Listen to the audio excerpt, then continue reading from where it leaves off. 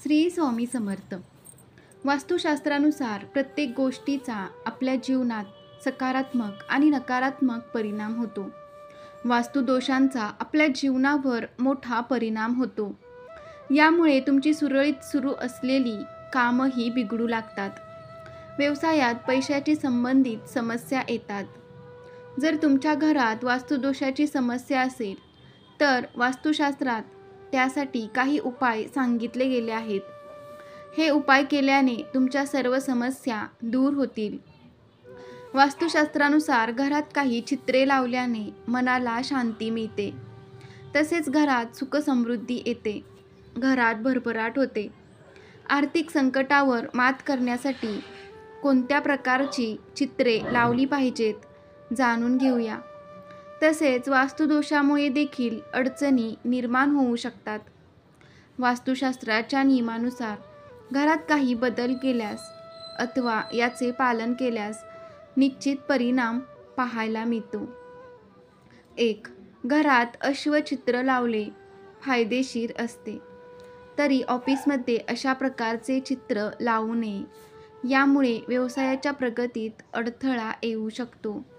2. नाचऱ्या मोराचे painting हे प्रसन्नतेचे प्रतीक मानले जाते.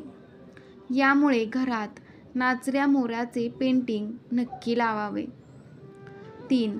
धनलाभ व्हावा यासाठी लक्ष्मी मातेची पूजा केली जाते. यामुळेच घरात लक्ष्मीचे पेंटिंग लावल्यास कायम धनलाभ होतो. 4. अश्वचित्र अर्थात 7 घोड्यांचा समूह. वास्तुशास्त्रात या पेंटिंगला खूपच महत्त्व आहे. अश्वचित्र हे शक्ती आणि विजयाचे प्रतीक मानले जाते. 5. भगवान गौतम बुद्ध हे शांतीचे प्रतीक मानले जातात. यामुळे गौतम बुद्ध यांचे पेंटिंग घरात असल्यास घरात कायम सकारात्मक वातावरण राहते. 6. जर तुम्ही आर्थिक संकटातून जात असाल तर घरात देवी लक्ष्मी आणि धर्मदाता कुबेर यांचं चित्र लावा. ही चित्र नेहमी उत्तर दिशेला लावा. वास्तुशास्त्रानुसार उत्तर दिशा धनप्राप्तीसाठी अत्यंत फलदायी मानली जाते. हा उपाय केल्याने आर्थिक लाभ होतो. 7. सुंदर चित्र प्रत्येकाला आवडतात. घराची सुंदरता वाढवण्याबरोबरच ही चित्रे वास्तुदोष दूर करण्यास देखील मदत करतात. वास्तुशास्त्रानुसार सुंदर चित्रे लावल्याने संपत्तीत वाढ होते. घराच्या दक्षिण आणि पूर्व दिशेच्या भिंतीवर नेहमी निसर्गाशी संबंधित सुंदर चित्रे लावावी. 8. घरात हसणाऱ्या बाळाचे चित्र लावल्याने नेहमीच सकारात्मक ऊर्जा राहते. वास्तुशास्त्रानुसार अशी चित्रे पूर्व आणि उत्तर दिशेला लावणे अत्यंत शुभ आहे. बाळाचे चित्र पाहून तुमचा मानसिक ताण कमी होईल. 9. घराची नकारात्मक ऊर्जा दूर करण्यासाठी नद्या आणि धबधब्याची चित्रे ईशान्य दिशेला लावावी. जर तुम्ही घरात पूजाघर बनवले असेल तर नियमितपणे पूजा करावी.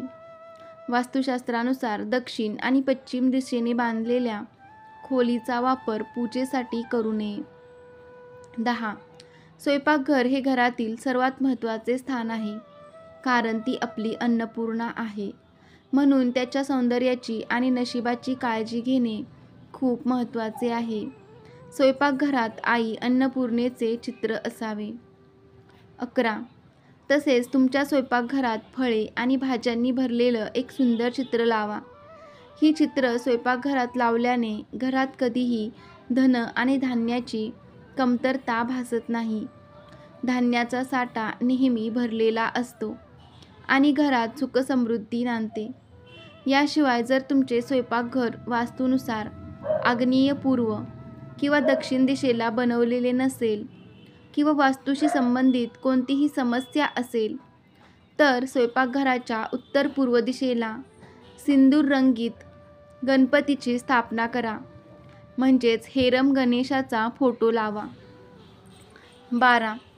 युद्धाचे रक्तरंजित देखावे, निर्जन लँडस्केप, कोरडी झाडे आणि औदासिनिक देखावे घरात लावले जाऊ नये. यामुळे नकारात्मक ऊर्जा निर्माण होऊन यासह वास्तुदोषही घरात उद्भवतात. 13. घराच्या पूर्व दिशेच्या भिंतीवर सूर्योदय म्हणजेच उगवता सूर्य किंवा सूर्यवंशी भगवान राम यांच्या दरबाराचे फोटो लावले पाहिजेत. यामुळे घराची सकारात्मक ऊर्जा वाढते, तसेच आरोग्य देखील चांगले राहते. 14. जर आपल्याला स्वयंपाकघरात वॉलपेपर लावायचे असतील तर आपण दक्षिणेच्या भिंतीवर लाल किंवा नारंगी फळे आणि भाज्यांचे फोटो लावू शकता. हे दक्षिणेकडील वास्तुदोष संपवते. 15. उत्तर दिशेला कुबेराची दिशा म्हणतात. संपत्ती वाढवण्यासाठी धनाची देवी महालक्ष्मी आणि बुद्धी देणारे गणेशजी आणि रत्ने किंवा दागदागिने सारखी भरभराट दर्शवणारे फोटो लावले पाहिजेत. 16.